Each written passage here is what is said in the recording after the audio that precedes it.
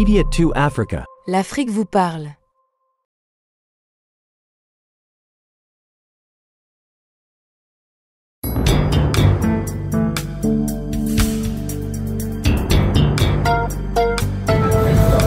Justement, vous voyez, il s'agit d'un sujet très important pour nous.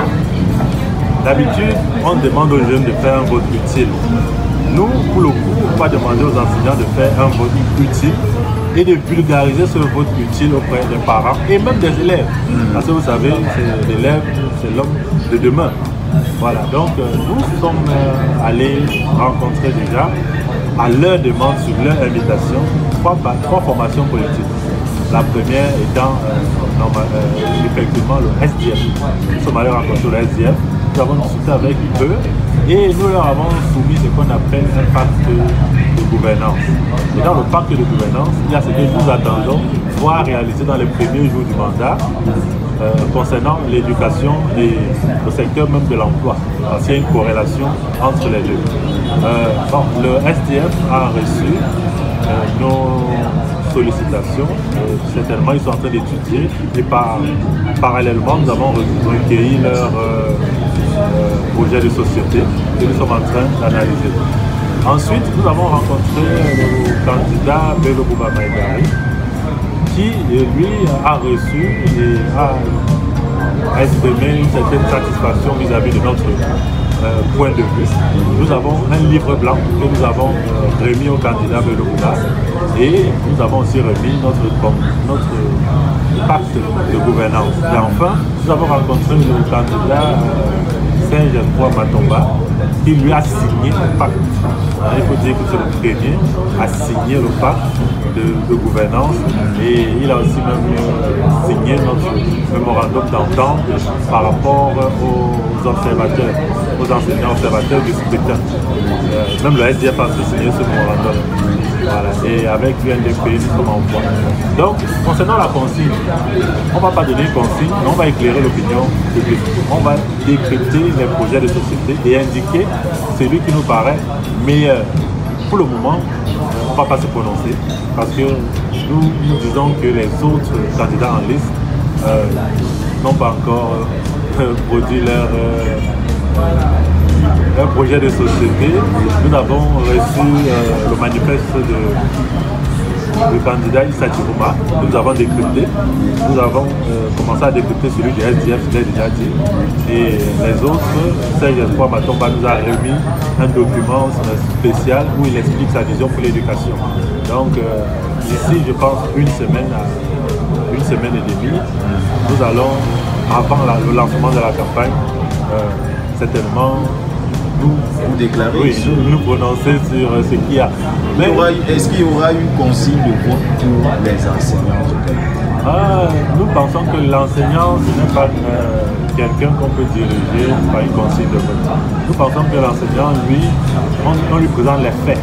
Et à partir des faits, il va choisir ce qu'il pense être bien. Mais le correct pense déjà qu'il y a un grand souci avec le candidat Paul Biya. Parce que Paul Biya, nous avons déjà plus de 40 ans. Nous avons plus de 40 ans et nous voyons que ce qui concerne l'éducation, nous sommes au point mort. L'éducation actuelle, c'est l'éducation néocoloniale. Par conséquent, si d'ici la campagne, il ne se ravise pas en essayant de convoquer au moins des états généraux et en avançant sur le sujet de la profession enseignante par le statut particulier, très spécial, alors on pensera que ce ne sera pas une bonne option pour les enseignants. S'il n'y a pas une résolution, d'au moins une des revendications soulevées, le correct ne votera pas pour Paul Biya. Bon, correct, c'est une personne morale, c'est pas une personne physique, le correct va donc pas voter. Je comprends ce que vous voulez dire.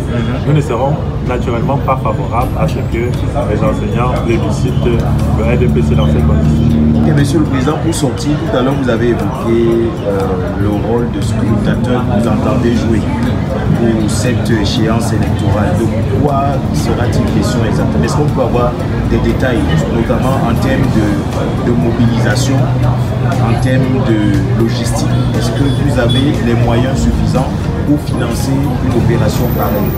Oui, justement, beaucoup de personnes qui ont posé cette question-là. Je leur ai dit qu'apparemment, ils ne savent pas comment fonctionnent les syndicats au Cameroun. Les syndicats sont financés, on va dire, par le sang des membres. Et nos membres sont prêts à faire le travail sur le terrain de manière bénévole. L'avantage du projet éducateur observateur de scrutin, c'est que les enseignants actuellement sont sur leur lieu de service. Et on parlait de 26 000 établissements. Or, nous sommes à 33 000 bureaux de vote pour le dernier chiffre que moi j'ai reçu. Donc vous comprenez que les enseignants sont sur place déjà. La logistique, en fait, c'est pas grand-chose. C'est coordonner les activités et centraliser les rapports. Voilà où le problème se trouve. Mais nous avons, je vous ai dit, on a signé un mémorandum d'entente qui inclut une prise en charge dans le volet logistique avec certains partis politiques. Maintenant, de quoi il est question concrètement? Le code du travail, le code électoral nous permet d'agir sur 3 leviers, peut-être même 4. Le premier levier, c'est être membre de commission locale de vote. Avec les partis politiques qui ont signé le mémorandum, ils vont mandater. Vous voyez que déjà la prise en charge d'un mandataire, c'est à la charge du parti politique. Ils vont mandater des enseignants dans les bureaux de vote qui vont observer pour le compte du parti, récupérer le procès verbal et nous faire parvenir les PV. Ça va nous permettre d'avoir, même si c'est un échantillon, mais un assez large échantillon de comportement des citoyens sur le terrain. Ça, c'est le premier. Le deuxième, c'est l'observateur, ou plutôt le spectateur dans le vrai sens, celui qui va décompter et autres. Vous savez, dans la plupart des bureaux de vote, les présidents sont souvent les enseignants. Et nous avons donné comme conseil à tout membre du COREC qui se retrouverait président de prendre en priorité un enseignant parmi les observateurs pour faire le travail de décompte.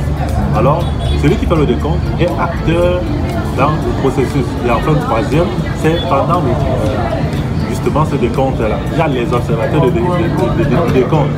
Tout le monde peut être observateur de décompte. Et cela peut nous permettre de capturer l'ambiance qu'il y a dans un bureau de vote. Donc, il se peut même que dans certains bureaux de vote, il y ait 3 membres du COREC, ou 4, un président, un membre de la commission locale de vote, un scrutateur et un observateur. Donc voilà sur quoi nous nous basons.